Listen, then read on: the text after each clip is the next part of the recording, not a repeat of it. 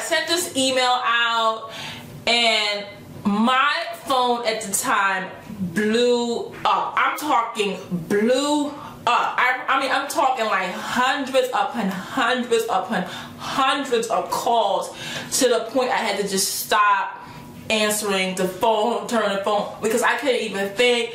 The emails I was getting, it was insane, okay? And so what I ended up doing, I had to just stop answering the phone, stop responding to any more emails because it was too many.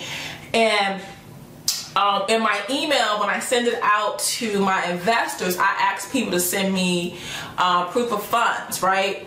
And so I just went through my email, grabbed people who had already sent me proof of funds to kind of get my list really, really small, because hundreds of people were calling me, right? Because my list was huge at the time still, so everyone on my list was calling me. But then what was happening, people were forwarding my email to other investors. So people that I didn't even originally have on my list were calling me because someone else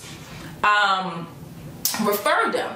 So ultimately, the guy that purchased this property, that's what happened, is that it was forwarded to him from someone else. And he was so on it, like literally, I always ask for like a non-refundable deposit, and at the time it was like 10,000 or something like that. He was like, listen, I remember he called me, he was like, listen, I will meet you right now and give you the non-refundable deposit before even going to the house. He said, listen, the pictures you have alone, I'm telling you, meet me right now. I want this house, you know. And I was like, no, I want you to come to the house, blah, blah, blah.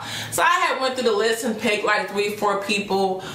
No, I think it was more than, maybe like 5-6 people or something like that. And then I scheduled to go out to the house, and they came, they looked through the house, and the same guy, you know, was like, I want the house. He came in, he was like, I'm telling you, I don't, because he came in, he still wasn't even looking through the house like everybody else. He was like, here's a check, I want the house, I want the house, I want the house. He just kept saying, I want this house, I'm serious, I want this house.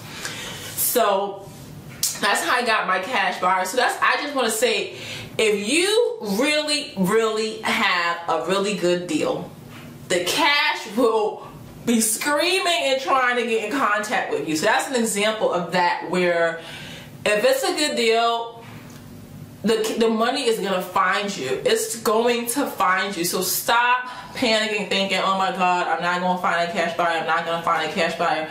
I'm not going to find a cash buyer. That's not going to happen. If you have a really, really good deal, because you got to think, I was trying to make $27,000, and he ended up paying me even more, to the point that I made $40,000. So there's a couple things there, you know, the reason why that can happen, because people purchase property for different reasons. Like for instance,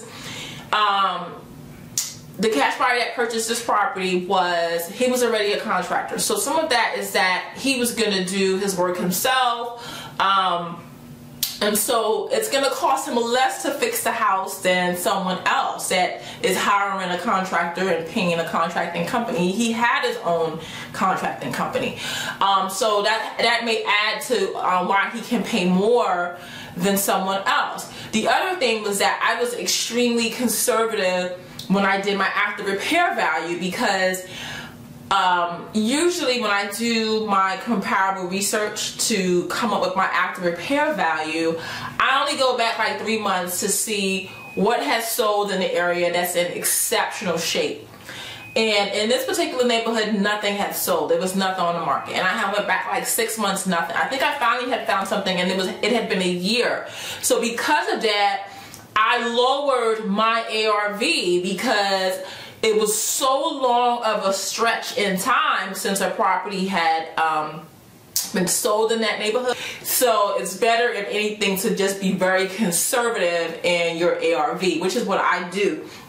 And another thing is, I'm also very, I always kind of overestimate repairs to, you know, have some room in there as well, because any experienced rehabber will tell you that a house always costs more to rehab than you initially estimate, and so they always want some room in there. Because like I had one the other day that I sent that I wholesaled, and the investor, it's already sold now and, you know, off the market or whatever, but he was saying that he actually ended up having to do some extra work in the basement because there was some stuff going on with the foundation that originally we didn't see. So that's what I'm saying. You always need room in there. So it's just better, you know, to have that room. So just be very conservative when you do your estimates, and, you know, so that kind of adds to why that wholesale fee ended up being so big. But honestly, that's not even like that's the largest wholesale fee that I have made, even to this day. But that's not the largest that I know, you know, of other wholesalers in my area. There's another girl in my area here that I know, you know, for a fact she made $75,000 on a wholesale fee. So it just really depends on the neighborhood, and in her situation, it was in a very, very sought after neighborhood, number one, and it was a very high-end area, because even after she wholesaled it, the rehabber was going to make over $100,000 on the deal. So you can see, you have to, even though you're making this big amount of money, you still have to leave a lot on the table for the rehabber. So you can't expect to make $75,000 and then you wholesale it, and then the rehabber is, you know, is set to make like $40,000. You know what I mean? Either way. So like in my situation, I made $40,000, but there was so much left on there that, you know, that investor was again, it's the same situation. He was going to make over $100,000. So that's why, you know, they're willing, you know, to pay you. They don't care to pay you $40,000 or $75,000 when there's still room in the deal for them to make $100,000.